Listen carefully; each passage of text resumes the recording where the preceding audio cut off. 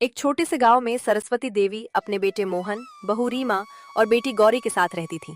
परिवार ज्यादा बड़ा नहीं था, लेकिन घर में हमेशा हंसी, प्यार और अपनापन बना रहता था। गांव के लोग भी इस परिवार की मिसाल दिया करते थे। गौरी बहुत ही सीधी, मेहनती और संस्कारी लड़की थी। वो सुबह जल्दी उठकर अपनी माँ के साथ घर का काम करती, फिर खेत का काम संभालती और खाली समय में गांव के छोटे बच्चों को पढ़ा भी देती थी। कुछ महीने पहले ही मोहन की शादी रीमा से हुई थी। शादी के बाद शुरू शुरू में रीमा भी बहुत प्यार से रहती थी। वो सास का सम्मान करती, गौरी से हंसकर बातें करती और हर काम में उसका साथ देती थी। सरस्वती देवी अक्सर मुस्कुराकर कहती, भगवान का लाख लाख शुक्र है, मुझे बहू नहीं एक और बेटी मिल गई है। अब तो घर पहले से भी ज्यादा खुशहाल लगने लगा है। तुम दोनों बहनें इसी तरह हमेशा प्यार से रहना, क्योंकि जिस घर में बहू और बेटी साथ रहती हैं, वहाँ कभी दुख ज्यादा देर तक नहीं टिकता। रीमा मुस्कुराकर सिर झुका लेती, लेकिन उसके मन में कुछ और ही चल रहा था। एक दिन दोपहर के समय रीमा के मोबाइल पर उसकी माँ का फोन आया। नमस्ते माँ, कैसी हो? मैं अभी रसोई का काम खत्म करके थोड़ी देर बैठी हूँ। यहाँ सब लोग ठीक हैं और मेरा भी बहुत ध्यान रखते हैं। अच्छा ये बता, घर का काम कौन करता है? कहीं ऐसा तो नहीं कि सारा दिन तू ही काम करती रहती हो? नहीं माँ, ऐसा कुछ नहीं है। मैं भी काम करती हूँ और गौरी भी हर काम में मेरा साथ देती है। सच कहूँ तो वो मुझे अपनी बड़ी बहन की तरह मानती है। बेटी, यही तेरी सबसे बड़ी गलती है। आज वो तेरी मदद कर रही है, लेकिन अगर तू हर काम करती रहेगी तो धीरे धीरे पूरा घर तुझ पर ही छोड़ दिया जाएगा। याद रख, नई बहू अगर शुरू से ज्यादा मेहनत करती है तो लोग उसी से उम्मीदें बांध लेते हैं। लेकिन माँ, अगर मैं काम कम कर दूंगी तो माँ जी क्या सोचेंगी? कहीं उन्हें बुरा ना लग जाए। तू सीधी मत बन, प्यार से गौरी से काम करवाना शुरू कर दे। कभी सिर दर्द, कभी हाथ दर्द, कभी कमजोरी, धीरे धीरे उसे आदत पड़ जाएगी। जब वो सब काम करने लगेगी तब तू आराम से रहेगी। रीमा कुछ पल तक चुप रही, फिर उसने धीरे से कहा, ठीक है माँ, मैं आपकी बात मानकर देखती हूँ। शायद यही सही रहेगा। फोन कट गया। लेकिन उस दिन के बाद रीमा का व्यवहार धीरे धीरे बदलने लगा। अगली सुबह गौरी आंगन में झाड़ू लगा रही थी। रीमा धीरे धीरे उसके पास आई और उदास चेहरा बनाकर बोली, गौरी, आज ना मेरी तबीयत बिल्कुल ठीक नहीं लग रही। रात भर सिर में बहुत तेज दर्द था। अभी भी शरीर में बिल्कुल ताकत नहीं है। अगर तुम्हें बुरा ना लगे तो क्या आज तुम रसोई का काम भी संभाल लोगी? मुझे सच में ऐसा लग रहा है कि मैं ज्यादा देर खड़ी भी नहीं रह पाऊंगी। अरे भाभी, आप इतनी छोटी सी बात के लिए क्यों सोच रही हैं? अगर आपकी तबीयत ठीक नहीं है तो आपको आराम करना चाहिए। खाना भी मैं बना दूंगी, बर्तन भी साफ कर दूंगी और बाकी काम भी कर लूंगी। आप बिल्कुल चिंता मत कीजिए। जब आप ठीक हो जाएंगी तब हम दोनों फिर मिलकर काम कर लेंगे। सच कहूँ गौरी, तुम बहुत अच्छी हो। मुझे खुशी है कि मुझे तुम्हारे जैसी ननद मिली। गौरी ये सुनकर खुश हो गई, लेकिन उसे बिल्कुल भी अंदाजा नहीं था कि उसकी भाभी के मीठे शब्दों के पीछे एक स्वार्थ छिपा हुआ है। उधर दूर खड़ी सरस्वती देवी ये सब देख रही थी। उन्हें लगा कि शायद बहू सच में बीमार है, लेकिन उन्हें ये नहीं पता था कि आने वाले दिनों में यही छोटी सी बात पूरे परिवार की खुशियां छीनने वाली थी। धीरे धीरे कई दिन बीत गए। अब लगभग हर दिन यही होने लगा था। कभी रीमा सिर दर्द का बहाना बनाती, कभी कमर दर्द का, तो कभी कहती कि रात भर उसे नींद नहीं आई। और हर बार गौरी बिना किसी शिकायत के घर का सारा काम अपने ऊपर ले लेती। सरस्वती देवी भी शुरू शुरू में यही सोचती रही कि बहू की तबीयत सचमुच ठीक नहीं रहती, लेकिन अब उन्हें कुछ अजीब लगने लगा था। एक सुबह गौरी अकेली रसोई में खाना बना रही थी। बार बार पसीना पोंछते हुए भी उसके चेहरे पर मुस्कान थी। सरस्वती देवी काफी देर तक उसे देखती रहीं। फिर उन्होंने धीरे से रीमा को आवाज दी, रीमा बेटी, जरा इधर आओ। मुझे तुमसे आराम से एक बात करनी है। घबराना मत, मैं तुम्हें डांटने नहीं बुला रही हूँ। मैं सिर्फ इस घर की बड़ी होने के नाते एक बात समझाना चाहती हूँ। देखो बेटी, मैं कई दिनों से देख रही हूँ कि गौरी लगभग अकेले ही पूरे घर का काम संभाल रही है। मैं मानती हूँ कि कई बार इंसान की तबीयत खराब हो जाती है, लेकिन अगर तुम थोड़ा थोड़ा उसका हाथ बटा दिया करो तो उसे भी आराम मिल जाएगा। आखिर वो भी इस घर की बेटी है, कोई मशीन नहीं कि बिना रुके हर समय काम करती रहे। माँ जी, सच कहूँ तो आपकी ये बात सुनकर मुझे बहुत दुख हुआ है। मुझे ऐसा लग रहा है जैसे आपको मेरी मेहनत बिल्कुल दिखाई ही नहीं देती। जब मैं काम करती हूँ तब किसी की नजर नहीं पड़ती, लेकिन अगर 1-2 दिन मेरी तबीयत खराब हो जाए तो सबको ऐसा लगने लगता है कि मैं जानबूझकर काम से बच रही हूँ। मैं भी इस घर की बहू हूँ, मुझे भी इस घर की इज्जत की चिंता है। क्या मैं कभी चाहूंगी कि मेरी वजह से किसी को तकलीफ हो? लेकिन अगर शरीर ही साथ ना दे तो मैं क्या करूं? नहीं बेटी, तुम मेरी बात को गलत दिशा में ले जा रही हो। मैंने ऐसा बिल्कुल नहीं कहा कि तुम काम नहीं करती। मैं सिर्फ इतना चाहती हूँ कि घर का बोझ बराबर बटा रहे। जब जिम्मेदारियां मिलकर निभाई जाती हैं, तभी रिश्तों में मिठास बनी रहती है। मैं तुम्हें समझा रही हूँ, तुम्हें नीचा दिखाने की कोशिश नहीं कर रही। भाभी, अगर मेरी वजह से आपको ऐसा लगा कि मैंने माँ से आपकी शिकायत की है, तो ऐसा बिल्कुल नहीं है। मैं तो हमेशा यही सोचती हूँ कि आप मेरी बड़ी बहन जैसी हो। अगर आपकी तबीयत खराब रहती है तो मुझे आपका काम करने में कोई परेशानी नहीं होती। लेकिन मैं चाहती हूँ कि आप जल्दी ठीक हो जाओ, ताकि हम पहले की तरह साथ साथ काम करें। जब हम दोनों मिलकर रसोई में काम करते थे तब कितना अच्छा लगता था। बस गौरी, अब मुझे समझ में आ गया है कि असली बात क्या है। बाहर से तुम कितनी भी सीधी बनने की कोशिश कर लो, लेकिन अंदर ही अंदर तुमने माँ जी के मन में मेरे खिलाफ बातें भर दी हैं। वरना अचानक आज मुझे ही क्यों समझाया जा रहा है? मुझे अब किसी की मीठी बातें सुनने की जरूरत नहीं है। भाभी, भगवान की कसम, मैंने कभी आपकी शिकायत नहीं की। मुझे तो झगड़े से भी डर लगता है। अगर आपको मुझसे कोई शिकायत है तो आप मुझे डांट लीजिए, लेकिन ये मत कहिए कि मैं आपके खिलाफ माँ के कान भरती हूँ। ये बात सुनकर मुझे बहुत दुख हुआ है। रीमा बिना कुछ बोले गुस्से में अपने कमरे में चली गई।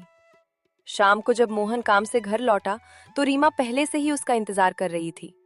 जैसे ही मोहन कमरे में आया, रीमा की आंखों में आंसू आ गए। आप आ गए। मैं सुबह से आपका इंतजार कर रही थी। आज मेरा मन इतना दुखी है कि समझ नहीं आ रहा किससे अपनी बात कहूँ। माँ जी और गौरी दोनों को लगता है कि मैं इस घर का कोई काम नहीं करती। आज उन्होंने मुझे इस तरह बातें सुनाई कि मेरा दिल टूट गया। मैं चुप रही क्योंकि मैं बड़े बुजुर्गों का सम्मान करती हूँ। लेकिन सच कहूँ, पहली बार मुझे लगा कि इस घर में मुझे समझने वाला कोई नहीं है। क्या सच में माँ ने तुमसे ऐसा कहा? मुझे तो विश्वास नहीं हो रहा। लेकिन तुम चिंता मत करो, मैं अभी किसी से कुछ नहीं कहूंगा। पहले पूरी बात समझूंगा, फिर जो सही होगा वही करूंगा। मुझे किसी से लड़ाई नहीं चाहिए। मुझे सिर्फ इतना चाहिए कि आप मुझ पर भरोसा बनाए रखें। अगर पति का साथ मिल जाए तो हर मुश्किल आसान लगती है। उधर दरवाजे के पास खड़ी सरस्वती देवी ने दोनों को देखा। उन्होंने कुछ नहीं कहा, लेकिन उनके मन में एक ही बात चल रही थी। हे भगवान, मेरे बेटे को एक दिन सच्चाई जरूर दिखाना। मैं नहीं चाहती कि मेरा परिवार झूठ की वजह से बिखर जाए। उधर कमरे के अंदर रीमा मन ही मन मुस्कुरा रही थी। उसे पूरा भरोसा था कि अब मोहन उसकी बात पर ही विश्वास करेगा, लेकिन उसे बिल्कुल भी अंदाजा नहीं था कि सच्चाई ज्यादा दिनों तक छिपकर नहीं रहती। समय धीरे धीरे बीतता गया। कुछ ही महीनों बाद गौरी की शादी एक अच्छे और संस्कारी परिवार में हो गई। विदाई के समय वो बार बार अपनी माँ के गले लगकर रो रही थी। माँ, दिल तो बिल्कुल भी नहीं मान रहा। बार बार यही सोच रही हूँ कि अब आपकी देखभाल कौन करेगा। जब भी मैं आपको अकेले काम करते हुए सोचती हूँ, मेरा मन घबरा जाता है। अगर कभी भी आपको मेरी जरूरत पड़े तो बस एक बार खबर भेज देना। मैं चाहे जहाँ रहूँ, सब कुछ छोड़कर आपके पास आ जाऊंगी। पगली, हर माँ अपनी बेटी को हंसते हुए विदा करना चाहती है। मेरी चिंता छोड़ और अपनी नई जिंदगी को प्यार से संभाल। भगवान सब ठीक करेगा। मुझे तुझ पर पूरा भरोसा है कि तू जहाँ जाएगी वहाँ भी सबका दिल जीत लेगी। गौरी विदा हो गई। उसके जाने के बाद घर पहले जैसा नहीं रहा। अब सरस्वती देवी अकेले ही सुबह से शाम तक घर का काम करती। रीमा पहले से भी ज्यादा बेपरवाह हो गई। एक सुबह, माँ जी, मैंने कल कहा था ना कि मेरे कपड़े सुबह तक धुल जाने चाहिए। अभी तक वैसे ही पड़े हैं। हर काम में इतनी देर क्यों हो जाती है? अगर समय पर काम नहीं होगा तो घर कैसे चलेगा? बेटी, रात से तेज बुखार था। सुबह उठते ही पहले रसोई का काम किया, फिर आंगन साफ किया। कपड़े भी अभी धो देती हूँ। मैं जानबूझकर कोई काम नहीं छोड़ती। बस अब शरीर पहले जैसा साथ नहीं देता। मुझे हर बार यही सुनने को मिलता है कि तबीयत खराब है। अगर काम नहीं होता तो पहले बता दिया कीजिए। मुझे अधूरा काम बिल्कुल पसंद नहीं। सरस्वती देवी चुपचाप कपड़े उठाकर धोने चली गईं। दिन बीतते गए। एक दिन काम करते करते उन्हें तेज चक्कर आया और वो आंगन में ही बैठ गईं। तभी पड़ोस की बुजुर्ग महिला लक्ष्मी काकी वहां पहुंची। सरस्वती, तेरी तबीयत ठीक नहीं लग रही। चेहरा कितना उतर गया है। तू अकेली इतना सारा काम क्यों कर रही है? बहू कहाँ है? सब ठीक है काकी, बस उम्र का असर है। जितना बन पड़ता है कर लेती हूँ। लक्ष्मी काकी सब समझ गईं, लेकिन कुछ बोली नहीं। 2 दिन बाद संयोग से गौरी अपने पति अभिषेक के साथ मायके आई। घर में कदम रखते ही उसने देखा कि उसकी माँ पहले से बहुत कमजोर हो चुकी थी। चेहरा पीला पड़ गया था और हाथ कांप रहे थे। गौरी की आंखें भर आईं। माँ, ये आपकी क्या हालत हो गई?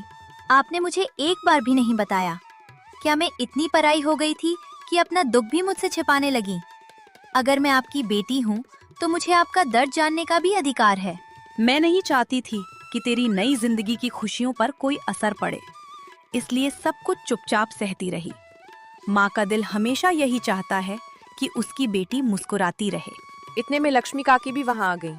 उन्होंने बिना डरे सारी सच्चाई गौरी और अभिषेक के सामने बता दी। उन्होंने बताया कि कैसे सरस्वती देवी महीनों से अकेले पूरा घर संभाल रही हैं और अपनी तकलीफ किसी से नहीं कहती। मोहन भी उसी समय बाहर से घर लौट रहा था।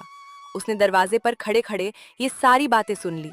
वो अंदर आया और पहली बार अपनी माँ को ध्यान से देखा। कमजोर शरीर, कांपते हाथ और चेहरे पर जबरदस्ती की मुस्कान। मोहन की आंखों से आंसू निकल पड़े। माँ, मैं कितना अंधा हो गया था। मैं हमेशा वही सुनता रहा जो मुझे सुनाया गया, लेकिन मैंने कभी ये देखने की कोशिश नहीं की कि आप किस हाल में जी रही हैं। आपने मुझे बचपन से चलना सिखाया और मैं आपकी उम्र के इस पड़ाव में आपका सहारा भी नहीं बन पाया। अगर आज भी मुझे सच पता नहीं चलता तो शायद मैं जिंदगी भर इस गलती का बोझ उठाता रहता। भैया, मैं माँ को अपने साथ ले जाना चाहती हूँ। वहाँ मैं और अभिषेक मिलकर इनकी देखभाल करेंगे। कम से कम अब इन्हें आराम तो मिलेगा। नहीं गौरी, ऐसा मत कहो। अगर माँ इस घर से चली गई तो ये घर घर नहीं रहेगा। मैं अपनी गलती सुधारना चाहता हूँ। मुझे एक मौका दे दो। मैं वादा करता हूँ कि अब माँ की आंखों में एक भी आंसू नहीं आने दूंगा। इतने में रीमा भी बाहर आ गई। पहली बार उसने देखा कि उसके कारण पूरा परिवार टूटने की कगार पर पहुंच गया है। उसकी आंखों से आंसू बहने लगे। माँ जी, मैं सच में हार गई। मैंने सोचा था कि आराम ही सबसे बड़ी खुशी है, लेकिन आज समझ आया कि जिस घर में अपने ही दुखी हों, वहाँ कोई भी इंसान सुखी नहीं रह सकता। मैंने आपकी अच्छाई को आपकी कमजोरी समझ लिया। अगर आज भी आप मुझे माफ कर दें तो मैं अपने हर गलत व्यवहार का प्रायश्चित पूरी जिंदगी सेवा करके करूंगी। रीमा, माफी मांगना आसान नहीं होता। इसके लिए बहुत बड़ा दिल चाहिए। अगर तुझे सच में अपनी गलती का एहसास हो गया है तो आज से मुझे नहीं, इस घर के हर रिश्ते को सम्मान देना। याद रख, घर काम से नहीं, आपसी प्रेम और विश्वास से चलता है। रीमा ने सिर झुका दिया। उस दिन के बाद घर का माहौल पूरी तरह बदल गया। अब सुबह रसोई में सरस्वती देवी अकेली नहीं होती थी। रीमा उनके साथ खड़ी होती। मोहन भी छुट्टी के दिन घर के काम में हाथ बटाता और जब भी गौरी मायके आती, पूरा घर फिर से हंसी से भर जाता। सरस्वती देवी अक्सर मुस्कुराकर कहती, रिश्ते जीतने के लिए चालाकी नहीं, सच्चा अपनापन चाहिए। जहाँ सम्मान और विश्वास रहता है, वही परिवार हमेशा एकजुट रहता है। सीख, दूसरों की बातों में आकर अपने ही परिवार का दिल कभी मत दुखाइए। गलती मान लेने से इंसान छोटा नहीं होता, बल्कि रिश्ते पहले से ज्यादा मजबूत हो जाते हैं।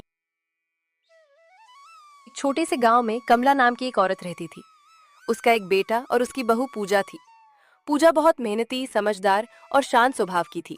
वो सुबह सबसे पहले उठती, पूरे घर का काम करती, सबका ध्यान रखती। लेकिन उसकी सास कमला को उसकी कोई अच्छाई दिखाई ही नहीं देती थी। वो हर दिन किसी न किसी बात पर बहू को डांट देती थी। पूजा, सूरज सिर पर चढ़ाया है, अभी तक आंगन ठीक से साफ नहीं हुआ। तुम्हें काम करने में इतनी देर क्यों लगती है? माँ जी, मैंने सबसे पहले चूल्हे पर नाश्ता बनाया, फिर बाबूजी को दवाई दी, अब आंगन भी साफ कर रही हूँ। बस 5 मिनट में सब हो जाएगा। हर दिन यही जवाब देती हो। मुझे बहाने नहीं, काम चाहिए। मेरी उम्र में मैं तुमसे दुगना काम कर लेती थी। जी माँ जी, आगे से और जल्दी करूँगी। पूजा चाहती तो जवाब दे सकती थी, लेकिन उसने हमेशा चुप रहना ही बेहतर समझा। उसे भरोसा था कि एक दिन उसकी सास उसे जरूर समझेगी। एक दोपहर दरवाजे पर पड़ोसन आती है। आओ बहन, बैठो। काकी, मैं अभी आपके लिए चाय और गरम गरम पकौड़े लेकर आती हूँ। अरे बहू, रहने दो, तुम तो सुबह से काम करती रहती हो। कोई बात नहीं काकी, मेहमान भगवान के समान होते हैं। कमला बहन, सच कहूँ तो तुम्हें बहुत भाग्य से ऐसी बहू मिली है। पूरे गांव में लोग उसकी तारीफ करते हैं। तुम्हें बाहर से सब अच्छा लगता है, घर के अंदर की बातें सिर्फ मुझे पता हैं। कमला के मन का घमंड अभी भी कम नहीं हुआ था। कमला अलमारी से कुछ पैसे निकालती है। जल्दी में कुछ नोट नीचे गिर जाते हैं। थोड़ी देर बाद पूजा वहां पहुंचती है। माँ जी, शायद आपके पैसे नीचे गिर गए थे। मैंने गिन भी लिए हैं, 1 भी रुपया कम नहीं है। सच में? तुम चाहती तो ये पैसे अपने पास रख सकती थी। माँ जी, मेहनत की कमाई और भरोसा दोनों कभी नहीं चुराने चाहिए। बहू की बात सुनकर कमला कुछ पल के लिए चुप हो गई। पहली बार उसे लगा कि शायद उसने पूजा को कभी ठीक से समझा ही नहीं। अचानक एक रात कमला के सीने में दर्द होने लगता है। पूजा, जल्दी आओ, मेरी तबीयत ठीक नहीं लग रही। माँ जी, घबराइए मत, मैं अभी पानी लाती हूँ और डॉक्टर को बुलाती हूँ। बहू दौड़कर पड़ोसी को बुलाती है और डॉक्टर को घर लेकर आती है। समय पर बुला लिया, इसलिए चिंता की बात नहीं है। इन्हें आराम और दवा की जरूरत है। डॉक्टर साहब, मैं इनकी पूरी देखभाल करूंगी। उस रात पूजा ने एक पल भी आंख नहीं झपकाई। कभी दवा देती, कभी पानी पिलाती और बार बार पूछती कि माँ जी को अब कैसा लग रहा है। कमला की आंख खुलती है। पूजा, तुम सारी रात सोई नहीं? नहीं माँ जी, आपकी तबीयत मेरे लिए सबसे ज्यादा जरूरी थी। लेकिन मैंने तो हमेशा तुम्हें डांटा, तुम्हारा दिल दुखाया, फिर भी तुमने मेरी इतनी सेवा क्यों की? माँ जी, अगर बड़े नाराज भी हों तो छोटे उनका साथ नहीं छोड़ते। मैं इस घर में बहू बनकर आई थी, लेकिन आपको हमेशा माँ मानती रही। कमला की आंखों से आंसू निकल आते हैं। बेटी, मुझे माफ कर दो, मैंने तुम्हारी अच्छाई कभी देखी ही नहीं। आज से तुम इस घर की बहू नहीं, मेरी बेटी हो। माँ जी, आपके ये शब्द ही मेरे लिए सबसे बड़ा उपहार है। उसी समय पड़ोसन दरवाजे से ये सब देख लेती है। वाह कमला बहन, आज सच में तुम्हारे घर की खुशियाँ लौट आई। हाँ बहन, देर से ही सही, लेकिन मुझे अपनी बेटी की पहचान हो गई। उस दिन के बाद कमला ने कभी अपनी बहू का अपमान नहीं किया। दोनों मिलकर घर संभालने लगी। जहाँ पहले हर दिन झगड़े होते थे, वहीं अब हंसी और अपनापन गूंजने लगा। सच ही कहा गया है, रिश्ते डांट से नहीं, प्यार और सम्मान से मजबूत बनते हैं। साथ ही चैनल को सब्सक्राइब करें, बेल आइकन के नोटिफिकेशन को ऑल पर जरूर कर दें। इससे हर वीडियो की नोटिफिकेशन आप तक पहुंच जाएगी। आप मेरी कहानी को जल्द देख पाएंगे। तो मिलते हैं नेक्स्ट वीडियो में। Thanks for watching. Bye bye.